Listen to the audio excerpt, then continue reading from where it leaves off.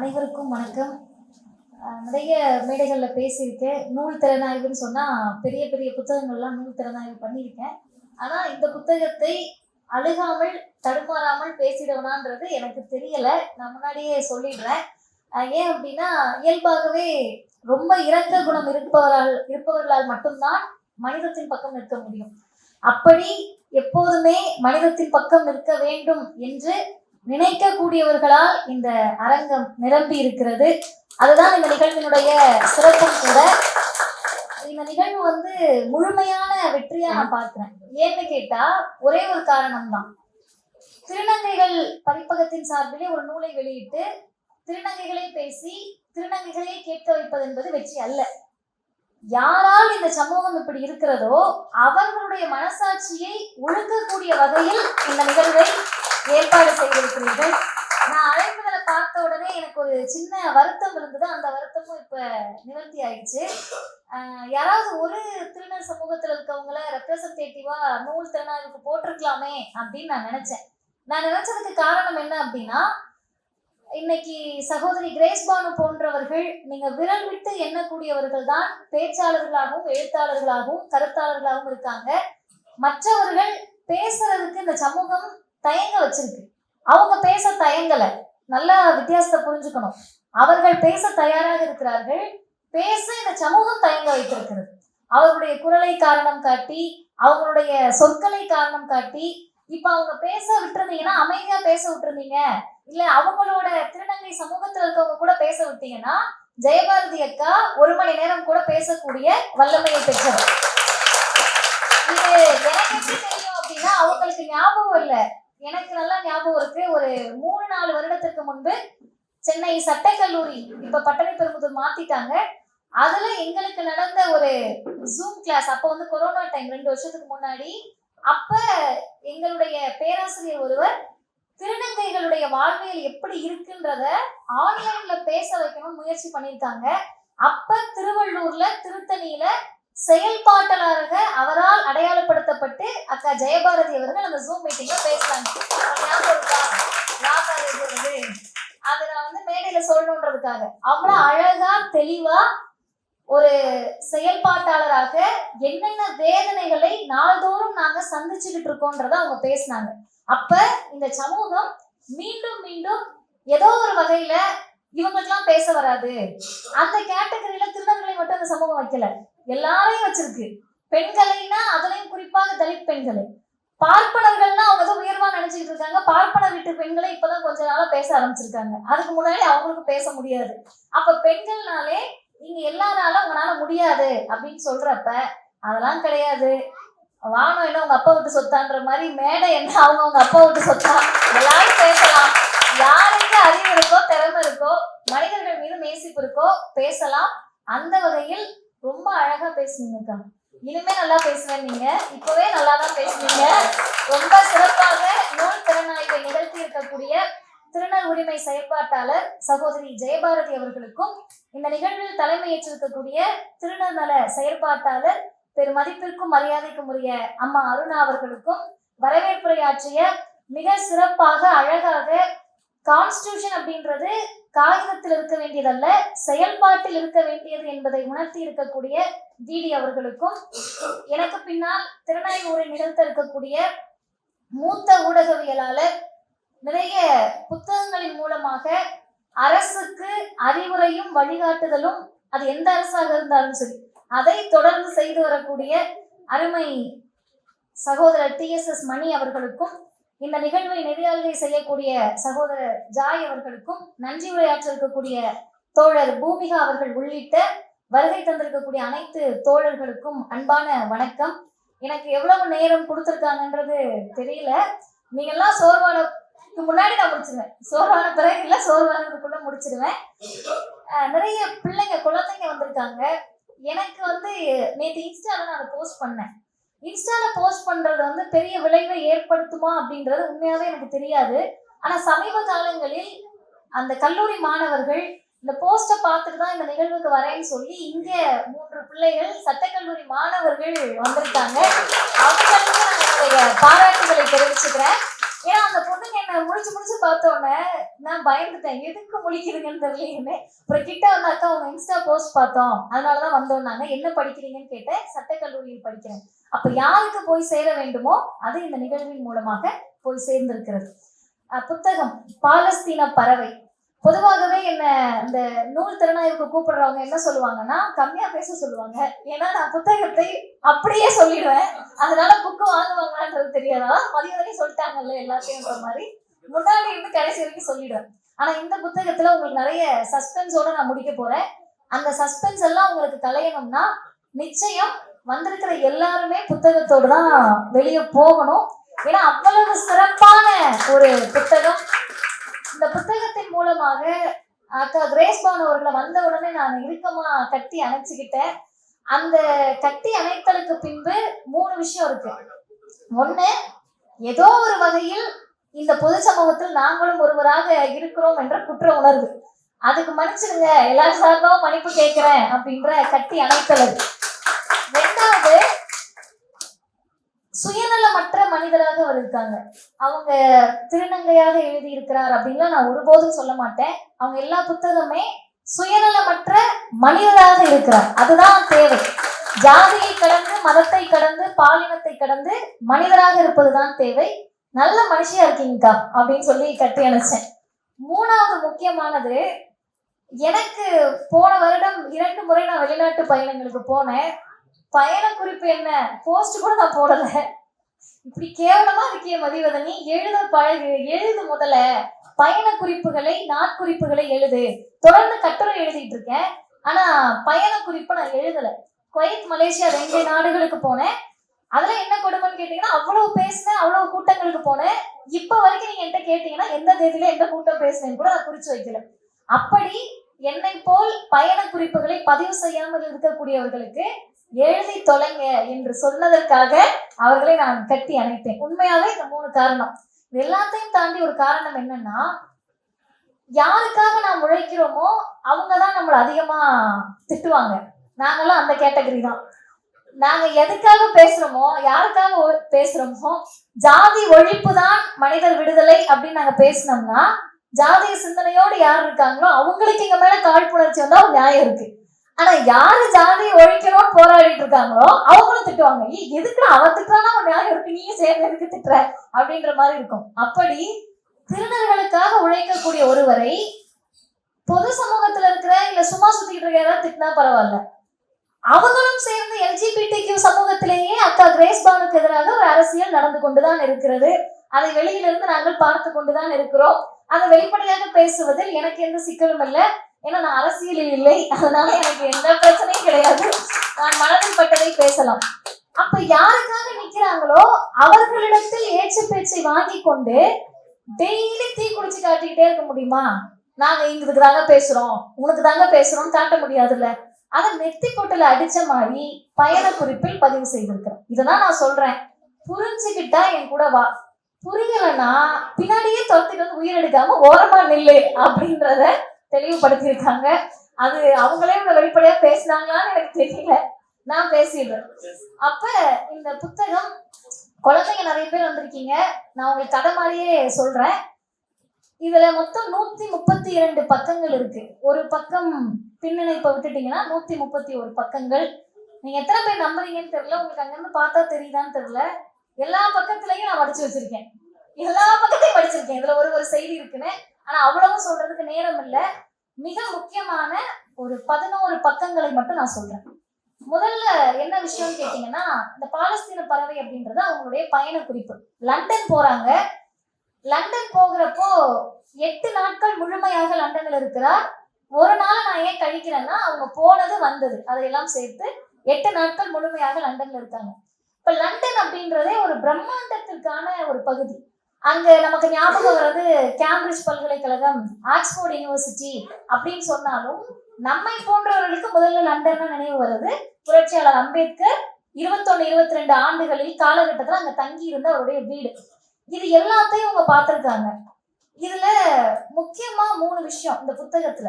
முதல் விஷயம் என்னன்னு கேட்டீங்கன்னா, எல்லாருக்காகவும் இந்த புத்தகத்தில் அவர் பேசியிருக்கிறார். பெண்களுக்காகவா பேசியிருக்காங்க, தலித்துகளுக்காகவா பேசியிருக்காங்க, தலித் பெண்களுக்காகவா இந்த புத்தகத்தில் செய்தி இருக்கு? திருநர்களுக்காகவா இந்த புத்தகத்தில் செய்தி இருக்கு? இந்த சமூகத்தை நோக்கி கேள்வி எழுப்பணுமா? செய்தி இருக்கு. பாலஸ்தீன மக்களுக்காக பேசியிருக்கிறார். இந்தியாவினுடைய தேர்தல் முடிவுகள் அவங்க லண்டன்ல இருக்கப்பதான் வெளியாயிட்டு இருக்கு, நாடாளுமன்ற தேர்தல், அதை பற்றியும் பேசியிருக்கிறார். அதுல யாரெல்லாம் இவர்களுக்காக இருந்தார்கள் அப்படின்றத அவங்க வெளிப்படையா எழுதல.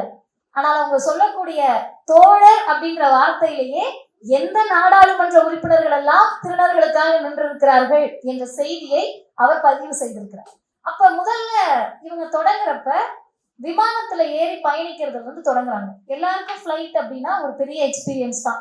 இப்ப நம்மள மாதிரி பேஷண்ட்டுக்கெல்லாம் காது ரெண்டையும் ஃபர்ஸ்ட் ப்ளூடூத் வச்சு அடைச்சிக்கிட்டு ஜெட்லாக் வராம பாத்துக்கணும்ன்றதுதான் முதல் விஷயமா இருக்கும். ஆனா அவங்களுக்கு அப்படி இல்லை. போறப்பவே அம்மா நர்த்தகி நடராஜ் அவர்களையும் அம்மா சக்தி அவர்களையும் பார்த்துடுறாங்க. அவங்க 2 பேரையும் பார்த்த உடனே அவங்களுடைய மகிழ்ச்சி ரொம்ப, ஐயோ யாருமே இல்லைன்னு நினைச்சா அம்மா 2 பேர் வராங்களே, விமானத்துல பயணிக்கிறாங்க. எனக்கு உண்மையா மகிழ்ச்சியா இருந்தது. எந்த சமூகத்தை படிக்க விடலையோ, நாங்கெல்லாம் படிச்சு வந்துட்டோம்னு பெண்கள் சொல்லுவோம், எந்த சமூகத்தை மனுஷங்களாவே இந்த சமூகம் நினைக்கலையோ அவங்க மூவர் சேர்ந்து, மூவருமே ஒருவர் திட்டக்குழுவினுடைய தமிழ்நாடு திட்டக்குழுவின் உறுப்பினர் அம்மா நர்த்தகி நடராஜ் அவர்கள். வேற எந்த மாநிலத்திலையும் நம்மால் அதை சாத்தியப்படுத்தவே முடியாது. அவங்க இன்னொருத்தவங்க அக்கா கிரேஸ் பானு அவர்கள் திருநர் சமூகத்தில் முதல் பொறியாளர் வானத்தில் பறந்து கொண்டிருக்கிறார். அப்படிதான் நான் அந்த செய்தியை பார்க்கிறேன். 3 பேரும் விமானத்துல போறாங்க. அவங்க அமெரிக்கா போறாங்க, அக்கா லண்டன்ல இறங்கணும். சரி, இந்த கேப் அவங்க எப்படி ஃபில் பண்றாங்கன்னு கேட்டா, அதுலயும் ஒரு அரசியல் இருக்கு. பாப் மார்லியுடைய ஒன் லவ் படத்தை பார்த்துட்டு போறாங்க. அந்த ஒன் லவ் படத்தை பார்த்துட்டு நம்ம ஆட்கள் உட்காந்து அமரனை கொண்டாடிட்டு இருக்காங்க. அவங்க ஒன் லவ் படத்தை பார்த்துட்டு அதுக்கு ஒரு அரசியலை சொல்லுகிறார். பாப் மார்லி எந்த இடத்தில் சமத்துவத்தை பேசினாரோ அந்த இடத்தில் நின்று கிரேஸ் பானு பேசுவதாக அவர் அதை பதிவு செய்திருக்கிறார். அப்போ விமான பயணமே அரசியலோட தான் தொடங்குது. இது 6ஆம் தேதி ஜூன் 6, 2024 முடிஞ்சிருது. போயிட்டு இருக்கிறப்ப எல்லாரும் ஃபர்ஸ்ட் இறங்கின உடனே என்ன பண்ணுவாங்கன்னா, விமானத்துல இறங்கின உடனே எனக்கு தெரிஞ்சு சாப்பிட தோணும், பசி இருக்கும், டயர்டா இருக்கும், தூங்க தோணும், இதெல்லாம் தான். ஆனா இவங்களுக்கு இறங்குவதற்கு முன்பே என்ன தோணுதுன்னா, தலைமை நீதிபதி சந்திரசூட் பத்தி நினைச்சுக்கிறாங்க. எனக்கு தெரிஞ்சு அக்கா லண்டன்ல இருந்து திரும்பின பிறகுதான் அவர் அயோத்தி தீர்ப்பை பத்தி பேசினாருன்னு நினைக்கிறேன். அது முன்னாடியே பேசியிருந்தாருன்னா இந்த புத்தகத்துல அது இடம்பெற்றிருக்காரு. தலைமை நீதிபதி அயோத்தி பற்றி சொன்னது உங்களுக்கு எல்லாம் தெரியும். இது கண்டெம்ட் ஆஃப் கோர்ட்ல எல்லாம் வராது. ஏன்னா அவர் சொன்னதை நான் சொல்றேன். அவர் என்ன சொன்னார்னா, கோவிலுக்கு என்ன தீர்ப்பு கொடுக்கறதே தெரியலையாம். சட்டம் இருக்கு, படிச்சிருக்க, பல வருஷம் வக்கீலா இருந்திருப்பீங்க, நீதிபதியா இருந்திருப்பீங்க, தெரியல என்ன பண்றது. உட்காந்து யோசிச்சு கடவுள்கிட்ட வேண்டின உடனே கடவுள் கொடுத்த தீர்ப்பு. அப்ப எவ்வளவு மோசமான கடவுள்களால் இந்தியா நிரம்பி இருக்கிறது அப்படின்றத நம்ம புரிஞ்சுக்கணும். அதுல அவர் கொடுத்த தீர்ப்பு. அப்ப 5ஆம் தேதி, அதாவது இவங்க லண்டன் போறதுக்கு முதல் நாள் அவர் லண்டன்ல இருந்திருக்காரு. அப்ப அவருக்கு அரசியலமைப்பு பற்றி எழுதியது. இதுல 2 வியப்பு. நீங்க அவங்களுடைய தேடலை பற்றி புரிஞ்சுக்கணும். இவங்க 6ஆம் தேதி விமானத்துல கிளம்புறாங்க. 5ஆம் தேதி நீதிபதி சந்திரசூட் அங்க பேசின செய்தியை அன்றே படித்து, முதல் நாள் லக்கேஜ் எல்லாம் பேக் பண்ணல, நீங்க உட்காந்து இதை படிச்சுட்டு இருக்கீங்களா? அப்ப தேடலோடு ஒரு மனிதர் இருப்பாங்க அப்படின்னு சொன்னா, அது நீங்க ரொம்ப அழகா தேடி அந்த அரசியலமைப்பை பற்றி அவர் பேசுனதை எழுதியிருக்காங்க. அதுலயும் ஒரு குரூரமா ஒரு விஷயம் சொல்லியிருக்காங்க. ஆனா அவங்களுக்கு எல்லாரையும் பாராட்டி பழக்கம்னால ஃபர்ஸ்ட் பாராட்டுறாங்க. என்ன நடந்துச்சுன்னா, அந்த தீர்ப்பை வக்கீல் படிக்க சட்டக்கல்லூரியில படிச்சுட்டு இருக்கீங்க, நீங்க தெரிஞ்சுக்கணும். இந்த தன்பால் ஈர்ப்பாளர்களுடைய திருமணத்தை பற்றிய வழக்கு. அந்த வழக்கு இது சமூகம் தான் முடிவு பண்ணணும், அரசு தான் முடிவு பண்ணணும், நாங்க சொல்றதுக்கு ஒண்ணும் இல்லை, கையை விரிச்சிருச்சு நீதிமன்றம். இப்ப இவங்க என்ன சொல்றாங்கன்னா, அதில் தலைமை நீதிபதி எனக்கு ஒன்றும் அதில் பிரச்சனை இல்லைன்னு தாராளமா சொல்லியிருக்காரு. உங்க பிரச்சனையை பத்தி இங்க யாரும் கேட்கல சார், தீர்ப்பு என்ன சொல்றாங்கன்னு கேட்டாங்க. ஆனா அவர் அதுல என்ன சொன்னாருன்னா, அவருக்கு எதுவும் பிரச்சனை இல்லையா, ஆனா இந்த குடும்ப கட்டமைப்பு, சமூக கட்டமைப்பு, அரசியல் இதெல்லாம் சேர்ந்துதான் அதை முடிவெடுக்கணும்னு சொல்லியிருக்காரு. இப்ப அக்கா எதுக்கு பாராட்டுறாங்கன்னா, குறைந்தபட்சம் அவருடைய பேச்சு இது எனக்கு பிரச்சனை இல்லைன்றத நான் மகிழ்ச்சியாக வரவேற்கிறேன். ஆனால் அதே நேரத்தில் இத்திருமணங்களினால் சமூகத்தில் ஏற்படக்கூடிய தாக்கம், அரசு நிர்வாகத்தில் ஏற்படக்கூடிய பாதிப்புகள் குறித்து அவர் கவலைப்படுவது என்னை சோகத்திலும் அதிர்ச்சியிலும் ஆழ்த்தியது. அதுக்கு அடுத்தடுத்து வந்த தீர்ப்புல சோகமும் இருந்திருக்காது, அதிர்ச்சி இருந்திருக்காது. இதுதான் இந்த பாடி இதுதான் அப்படின்றது தெரிஞ்சிருக்கும். அதுக்கு அடுத்து அருமை தோழர்களே, பக்கம் 28ல அவங்க போய் அந்த ஊர்ல இறங்குறதுக்கு முன்னாடியே அவருக்கு எதை பற்றி கவலை வருகிறதுனா பாலஸ்தீனத்தை பற்றி கவலை வருகிறது. இறங்கி போன உடனே கேம்பிரிட்ஜ் பல்கலைக்கழகத்துக்குள்ள நுழையிறாங்க. கேம்பிரிட்ஜ் யூனிவர்சிட்டிக்குள்ள போன உடனே பாலஸ்தீனத்திற்காக அந்த மாணவர்கள் போராடி கொண்டிருக்கிறார்கள். அதில் இருந்த அந்த வார்த்தை உண்மையாகவே பாலஸ்தீனத்துக்கு மட்டுமல்ல, அது ஈழமாக இருந்தாலும் சரி, தமிழ்நாடாக இருந்தாலும் சரி, அல்லது தங்களுடைய மாநில சுய நிர்ணயம் செல்ஃப் டிட்டர்மினேஷனை பேசக்கூடிய எல்லா மாநிலத்துக்கும் இந்த வரிகள் பொருந்தும். நல்லா கேட்டுக்கோங்க. மாணவர்கள் போராட்டத்தில் எழுந்த முழக்கம், இஸ்ரேல் அரசே போரை நிறுத்து, போரை நிறுத்து, பாலஸ்தீனத்தின் மீதான போரை நிறுத்து. அடுத்த வரி, இருக்கட்டும் இருக்கட்டும், நதியிலிருந்து கடல் வரை பாலஸ்தீனம் சுதந்திரமாக இருக்கட்டும் என்ற முழக்கத்தை மாணவர்கள் எழுப்புகிறார்கள். சுதந்திரமா இருக்கட்டும், மனித வாழ்வு ஒன்னே ஒண்ணுக்காக தான் இருக்கு. அது சந்தோஷம், மகிழ்ச்சி, ட்ரெஸ், சோறு இதெல்லாம் தாண்டி இண்டிபெண்ட், அந்த சுதந்திர உணர்ச்சி தான் தேவை. நம்ம ஏன் திரும்ப திரும்ப சுதந்திரத்தை பற்றி பேசுறோம்னா, நான் என்ன சோறு சாப்பிடணும், என் தட்டுல மாடு இருக்கா, ஆடு இருக்கா, கோழி இருக்கா, பன்னி இருக்கான்றத நீ பார்க்காத, எனக்கு என்ன பிடிச்சிருக்கோ அதை நான் சாப்பிட்டுக்கிறேன். எங்களுடைய உடைகளிலும், எங்களுடைய உணவிலும், எங்களுடைய நினைப்பிலும், எங்களுடைய கருத்திலும் உன் அரசியலை நீ திணிக்காதே என்பதுதான் பாலஸ்தீனமும் அல்லது எந்த நாடாக இருந்தாலும் நமக்கு உணர்த்தக்கூடிய செய்தி. அந்த முழக்கத்தோடு இவரும் ஒருவராக போய் எங்க இந்தியாவில், தமிழ்நாட்டில், தூத்துக்குடியில் பிறந்து அரக்கோணத்தில் படித்து இவங்க பாலஸ்தீனத்துக்காக கேம்பிரிட்ஜ் யூனிவர்சிட்டியில போய் போராட்ட களத்தில் நின்றிருக்கிறார். அதை நம்ம அப்படிதான் பார்க்கணும். நம்ம ஆட்கள் ரொம்ப இயல்பா சொல்லிடுவாங்க, ஏதோ கிரேஸ் பானு கேம்பிரிட்ஜ் போனாங்களாம், அங்க போராட்டம் நடந்துச்சா, அது செய்தி அல்ல. யாரை இந்த சமூகம் மீண்டும் மீண்டும் புறக்கணித்ததோ அந்த கேம்பிரிட்ஜ் பல்கலைக்கழகம் அவங்களதான் ஹீரோவாக தூக்கி பிடித்து நிறுத்தி இருக்கிறது. அப்ப உள்ளூர்ல இருக்கிறவங்களுக்கு தான் புரியலையே தவிர உலக நாடுகளில் இருக்கக்கூடிய மனிதர்களுக்கு அது புரிந்திருக்கிறது என்பது செய்தி. அடுத்த முதல் நாள் முடிஞ்சிருச்சு அவங்களுடைய பயணத்தின். ஜூன் 7, 2024 முடியுது. அதற்கடுத்து சாப்பிட போறாங்க சார். சாப்பிட்டுட்டு வர வேண்டியதானே. அங்க அவங்களுக்கு ஒரு அரசியல் தெரியும். என்னன்னா, இவங்க அங்க உட்கார வச்சிருக்காங்க. ஃபுல்லா வெளிநாடுகளுக்கு போனா நமக்கு அது வரைக்கும் இட்லியும் தோசை பார்த்தா கடுப்பாகும். வெளிநாட்டுக்கு போனோடனே இட்லி கிடைக்காதா, தோசை கிடைக்காதா அப்படின்னு இருக்கும். அப்படி அவங்களுக்கும் இருந்திருக்கு ஒரு இந்திய உணவகம். சரி, பார்த்த உடனே ஆசையா உள்ள போயிருக்காங்க. சைவ உணவகம், நம்ம பியூர் நான்வெஜ், நம்ம சுத்தமான அசைவம். நமக்கு சைவம்னு உடனே நானா இருந்தா என்ன பண்ணிருப்பேன்னா கடையை காலி பண்ணிட்டு வேற கடைக்கு போயிருப்பேன். ஆனா அவங்க அதுல ஒரு அரசியலை திரும்ப என்ன அரசியலை பேசும்போது எழுதுறாங்களாம், புலால் உணவையும் உள்ளடக்கியதுதானே இந்திய உணவாக இருக்க முடியும், அதானங்க இந்தியா. அப்ப உங்களுடைய உணவில் கூட திரும்ப திரும்ப நீங்க என்ன சொல்ல வரீங்க, இங்க கறி சாப்பிடக்கூடியவர்கள் இந்தியாவை சார்ந்தவர்கள் இல்லைன்னு சொல்றீங்களா? நீங்க யாரெல்லாம் மாட்டுக்கறியை சாப்பிடுகிறார்களோ அது இஸ்லாமியர்கள் மீது வெறுப்பை திணிக்கிறீர்களா என்பதை அவருடைய உணவு அரசியலில் பதிவு செய்கிறார். 2வது நாளினுடைய முக்கியமான பகுதியாக நான் எதை பார்க்கிறேன்னா, பாகிஸ்தான்ல இருந்து ஒரு திருநங்கை படிக்க போயிருக்காங்க. அவங்க இருக்கக்கூடிய இளைஞர்கள் அந்த ஆபத்தை புரிஞ்சுக்கணும். இன்னைக்கு நிறைய பேர் பாசிசத்தை ரொம்ப டைலூட் பண்ற வார்த்தையெல்லாம் பேசிட்டு இருக்காங்க. பாசிசம் என்பது மிக கொடூரமானது. அவங்க அதை எப்படி சொல்றாங்கன்னா, ஒரு பொண்ணு பாகிஸ்தான்ல இருந்து அங்க படிக்க போயிருக்காங்க, திருநங்கை. அவங்க படிக்கிறப்போ இஸ்ரேலுக்கு ஆயுதங்களை வழங்கக்கூடிய அந்த பிரிட்டிஷ் ஆயுத கம்பெனி, போருக்காக ஆயுதத்தை வழங்கக்கூடிய அந்த கம்பெனிக்கு எதிராக பூட்டு போட்டிருக்காங்க.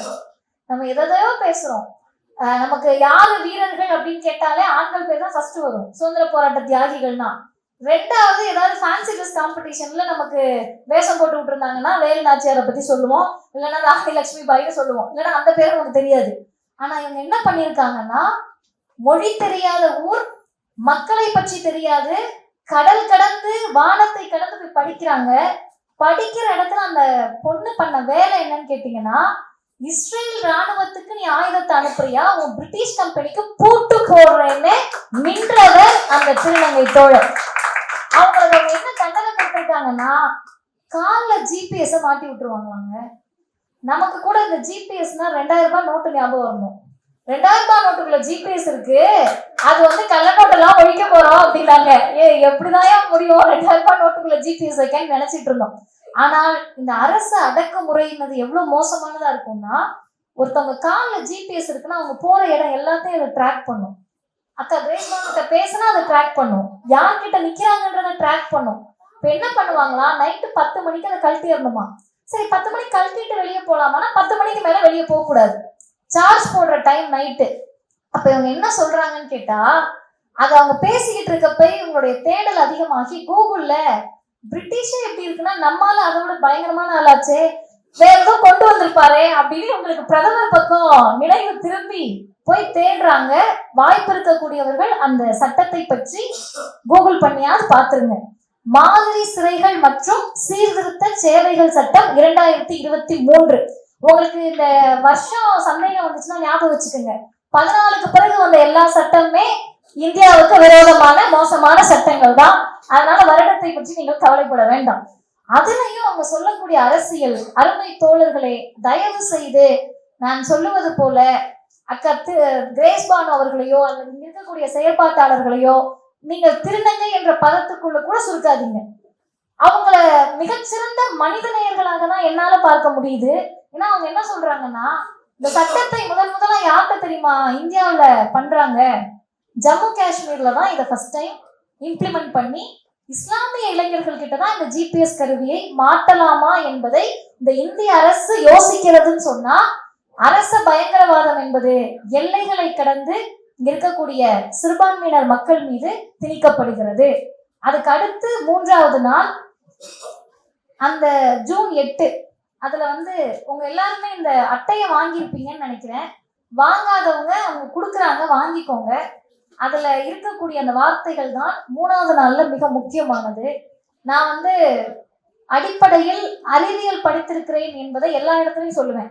எதுக்கு இந்த பொண்ணு அறிவியல் படிச்சதை பெருமை பேத்திட்டு இருக்கு அப்படின்னு கேட்டீங்கன்னா, அறிவியலை படித்ததால் தான் கொஞ்சமாவது மனுஷங்கன்னா குரோமோசோம்ஸ்னாலதான் அப்படி ஆகுது, அவங்க யாரும் விரும்பியெல்லாம் அப்படி இல்லை அப்படின்றத புரிஞ்சுக்கிற அறிவு வருது. கொஞ்சம் படிக்கணும். நீங்க இதுக்காக போயிட்டு Biotech, biology group, zoology, botany எல்லாம் படிக்க வேண்டாம். 10வது 11வது 12வது குரோமோசோம்ஸ் பற்றி வந்துடும். பிள்ளைங்க மாணவர்கள் புரிஞ்சுக்கணும். நம்ம பொண்ணா பிறக்கிறோம்லப்பா, நம்ம பொண்ணா பிறந்த உடனே வீட்டுல 3 பொம்பளை பிள்ளைலாம் பிறந்துட்டோம்னு வச்சுக்கோங்க. நம்ம பாட்டி இருப்பாங்களா, அப்பாவை பெற்ற அம்மா, அந்த அம்மா வந்து யாரை திட்டுவாங்க, நம்ம அம்மாவை தான் திட்டுவாங்க. 3 பொம்பளை பிள்ளையா பெத்து போட்டிருக்கேன்னு. இப்ப நம்ம ஜென்ரேஷன் என்ன சொல்லணும்னா, எனக்கு அடுத்த தலைமுறை எங்க அம்மாவை திட்டாத, போய் உங்க வீட்டுல கெடாமாடு மாதிரி இருக்க அந்த பையனை திட்டு, அவங்க கிட்ட இருந்துதான் அந்த குரோமோசோம்ஸ் வந்துச்சு, எங்க அம்மா கிட்ட இருந்து வரல அப்படின்னு சொல்லணும். இன்னும் உங்களுக்கு புரியுற மாதிரி சொல்றேன். ஆண்களுக்கான குரோமோசோம் XY, பெண்களுக்கான குரோமோசோம்ஸ் XX. இப்ப இவங்க 2 பேரும் இணைந்து ஒரு குழந்தை பிறக்குது. ஒரு பெண் பிடிச்சாலும் பிடிக்கலனாலும் அவங்களால கொடுக்க முடிஞ்சது Xன்ற குரோமோசோம் தான்.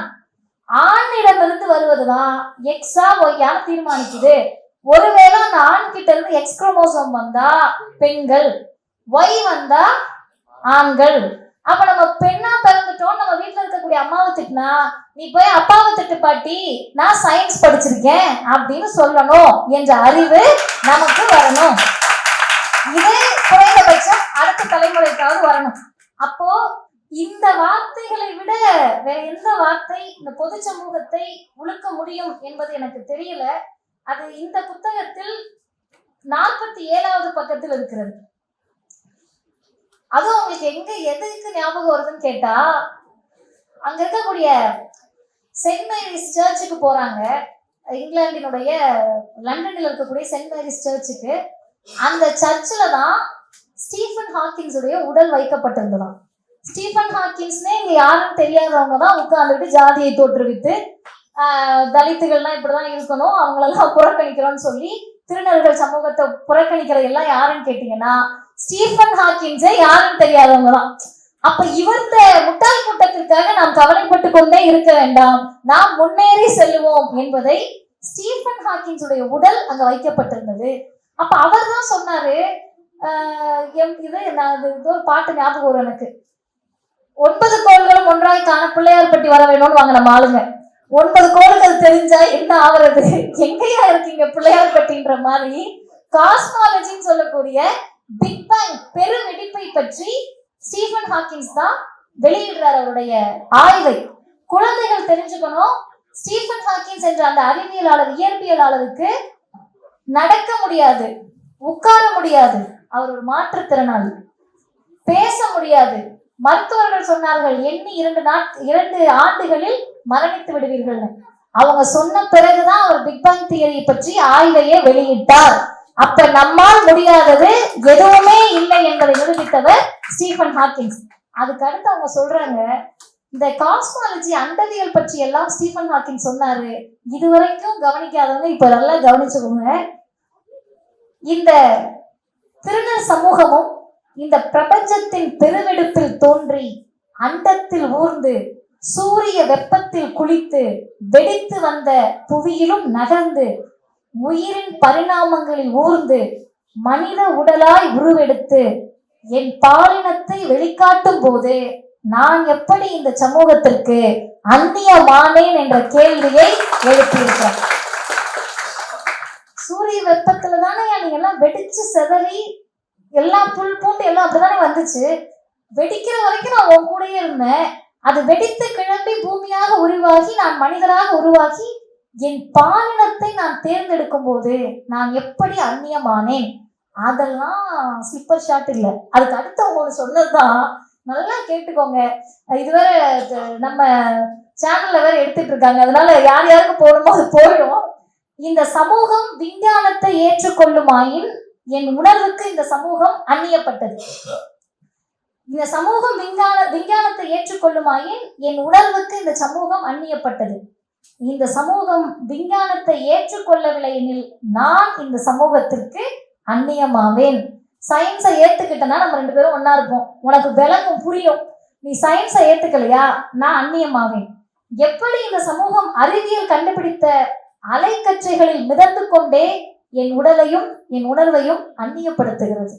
யூஸ் பண்றது 5G 4G வைஃபை எல்லாத்துக்கும் சயின்ஸ் வேணும். கிளம்பி வர்றதுக்கு யூபர் ஆட்டோ ராபிடோ எல்லாம் வேணும். வந்து உட்கார்ந்த பிறகு ஏசி வேணும், மைக்கு பேசுறதுக்கு வேணும், எல்லாம் டெலிகாஸ்ட் பண்ண கேமரா, எல்லாத்துக்கும் சயின்ஸ் வேணும். ஆனால் உடலில் ஏற்படக்கூடிய மாற்றமும் அறிவியல் என்பதை ஏற்றுக்கொள்வதற்கு உங்களுக்கு மூளையில் இடமில்லை என்று சொன்னால் உங்களிடத்திலிருந்து நான் அந்நியப்பட்டு நிற்பேன் என்ற செய்தியை சொல்லிவிட்டு அடுத்து சொன்னது, இந்த சமூகம் இப்பொழுது வரையில் என்னை 2ம் கெட்டான் என்று அழைக்கிறது. ஆனால் உண்மையில் இந்த சமூகம் தான் அவ்வார்த்தைக்கு உரியது என கருதுகிறேன். அங்கிட்டு நெல்லு இங்கிட்டு நெல்லு, ஏதாவது ஒரு பக்கம் நெல்லு.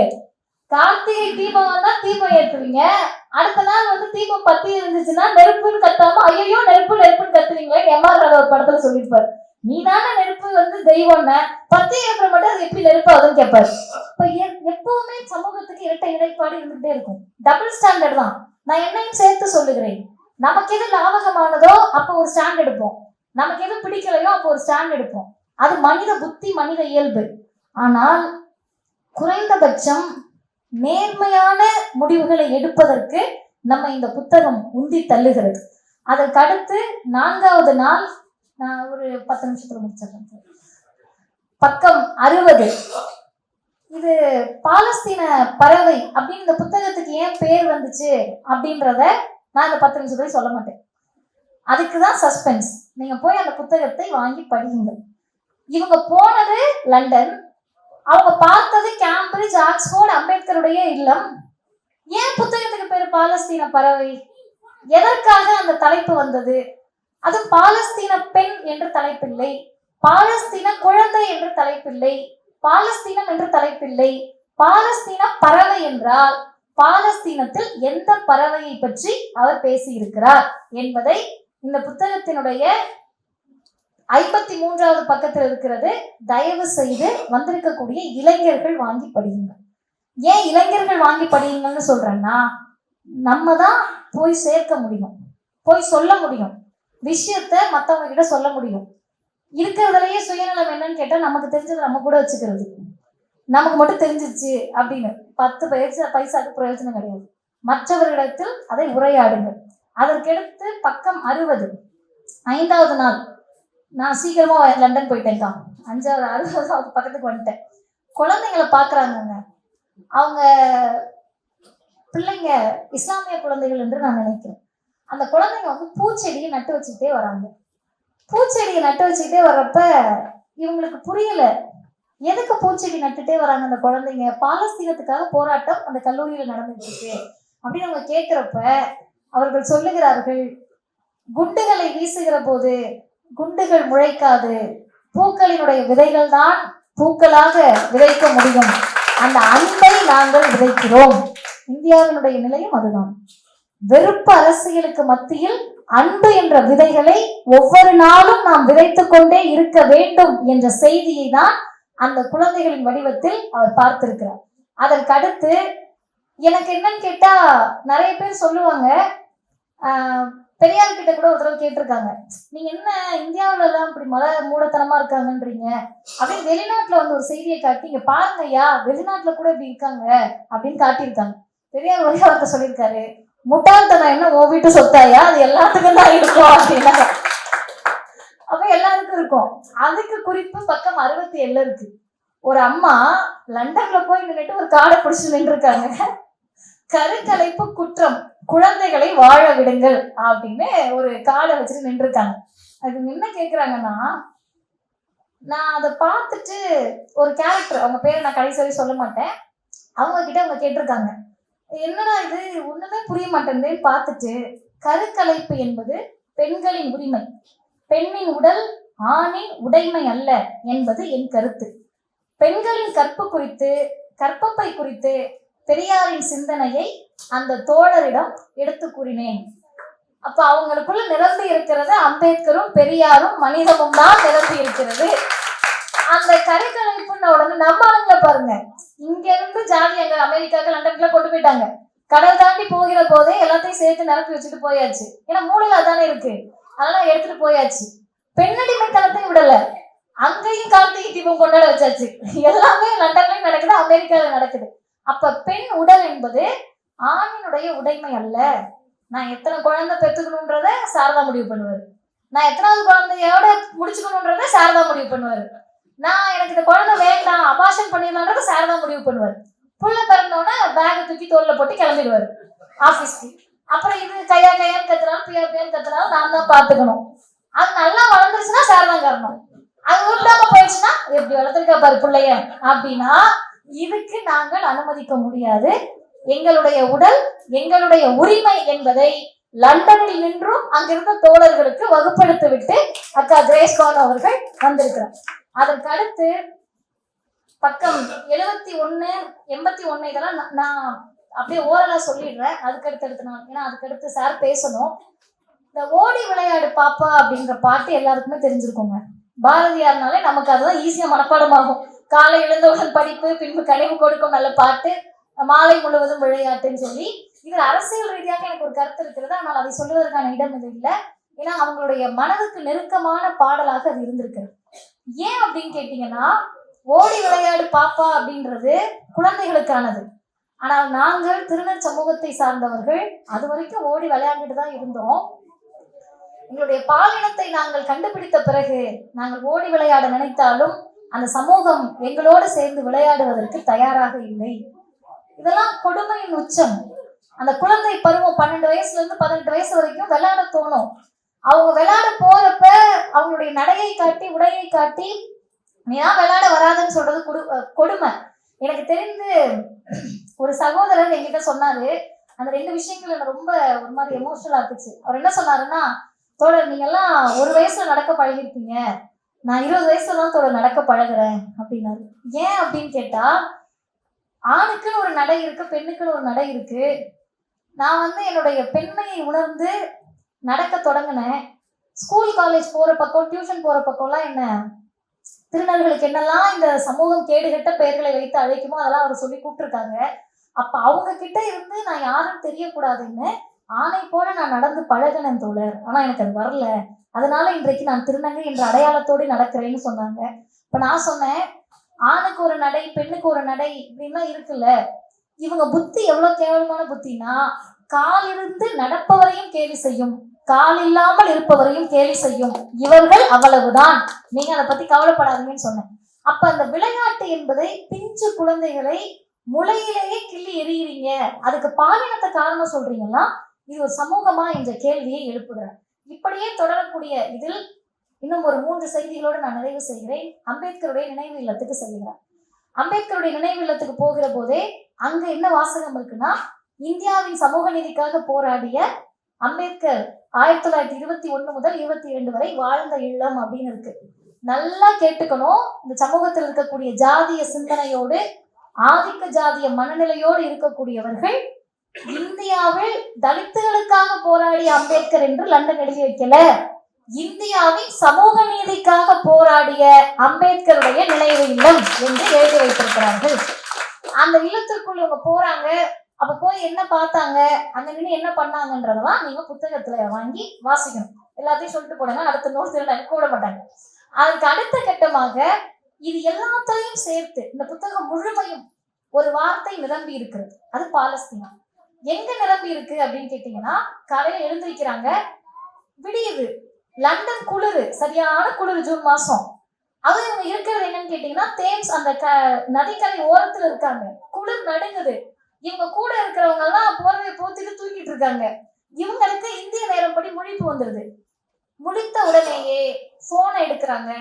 இன்ஸ்டா பார்க்க இல்லை, ஃபேஸ்புக் பார்க்க இல்லை, ட்விட்டர் பார்க்க இல்லை, வாட்ஸ்அப் பார்க்க இல்லை, பாலஸ்தீனத்தில் என்ன நடக்கிறது என்பதை தினந்தோறும் எழுந்த உடனேயே அவருடைய செல்பேசி அதை தான் தேடி இருக்கிறது. அதை தேடிட்டு தான் அடுத்த விஷயத்துக்கே நகர்றாங்க. அப்ப அவங்க சந்தித்த ஒரு கட்டத்தையும் இதில் வெளிப்படுத்துகிறார்கள். இந்த பயணத்தின் மூலம் அக்கா கிரேஸ் பானு அவர்கள் ஒரு புதிய பரிணாமத்தை எடுத்திருப்பதாக நான் நினைக்கிறேன். அது என்ன பரிணாமம் அப்படின்னு சொன்னா, அம்பேத்கரை பற்றி அவர் ஒப்பிட்டு எழுதுறாரு. எனக்கு தெரிஞ்சு நம்ம ஒரு குளோரிஃபை பண்ணுவோம், புனிதப்படுத்துவோம் தலைவர்களை. இப்ப பெரியார் அப்படின்னா ஒரே பெரியார் நம்ம நெருங்க முடியாது, அம்பேத்கர்னா ஒரே அம்பேத்கர் நம்ம நெருங்க முடியாது அப்படின்னு சொல்லி தலைவர்களை புனிதப்படுத்துவோம்.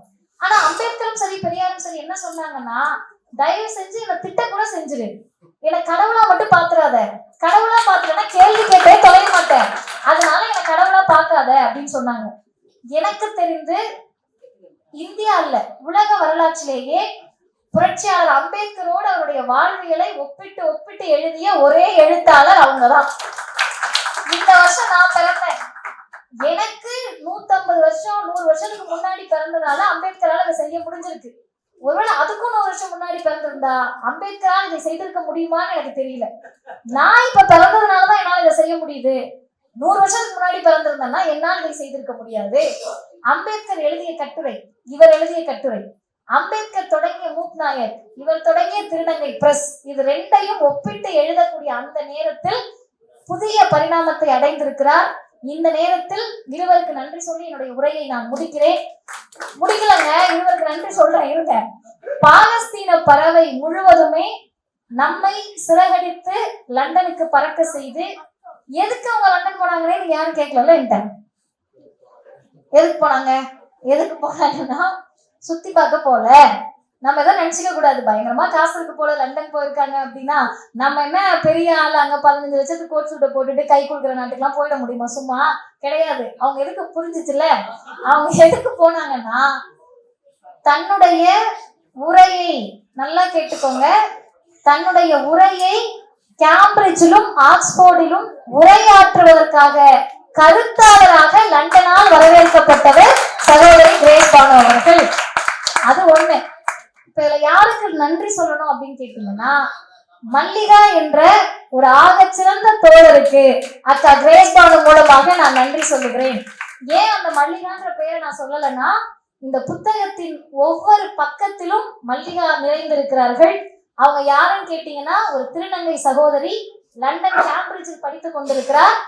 இவங்களோட பொண்ணு மல்லிகா அவர்களுக்கு அம்மா கிரேஸ் பானு அவர்கள் அம்மா, அவங்களுக்கு முதல் நன்றி. எதுக்காகன்னு கேட்டா, ஒரு ஹோட்டலுக்கு போறாங்க, அந்த ஹோட்டல்ல இவங்களை சாப்பிட அனுமதிக்கல. நீங்க நல்லா தெரிஞ்சுக்கோங்க, நம்ம ஆட்கள் சொல்லுவாங்க வெளிநாடு போனா திருந்திருவான், வெளிநாடு போனா உருட்டுருவான்னு. எந்த ஊருக்கு போனாலும் இதே மூளையோட போனோம்னா உருப்பிட முடியாதுன்ற மாதிரி அங்க இருந்தவங்க இவங்களை சாப்பிட விடல.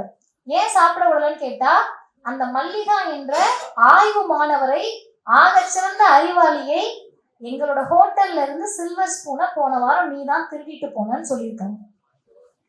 எவ்வளவு பெரிய பொய்யான குற்றச்சாட்டு! எந்த தைரியத்துல சொல்ல முடியுது? இதே ஒரு வெள்ளை நிறத்தோடு ஒயிட் கிராஸோடு போய் நிற்கக்கூடியவர்கள் மீது திருட்டு குற்றத்தையோ திருட்டு பழியையோ இந்த சமூகத்தால் சொல்ல முடியுமா? அப்ப நம்முடைய நிறம் என்பது குற்றவாளிகளுக்கான நிறமாக திரித்தது யார்? கருப்பு என்பதே குற்றவாளிகளுக்கான நிறம் என்று சொன்னது யார்? வட சென்னைனாலே இப்படிதான் சொன்னதை தோழர் சரத் போன்றவர்கள் இன்றைக்கு மாற்றி கொண்டிருக்கிறார்கள். வியாசை தோழர்கள் என்ற அமைப்பின் மூலமாக நீங்க சொல்றதெல்லாம் கிடையாது, நாங்கெல்லாம் படிப்பாளிகளா இருக்கோம் அப்படின்னு சொல்லி, இதை அங்க போய் இவங்க கூட நின்ற திருநங்கை தோழர்கள் என்ன பண்ணிருக்காங்கன்னா, அதை திருநங்கைகளுக்கான பிரச்சனையாக சொன்ன போது அப்பயும் அவங்களுடைய மூளை பறந்து விரிந்து என்ன யோசிக்குதுன்னா, நீ திருநங்கை என்பது இரண்டாவது காரணம்.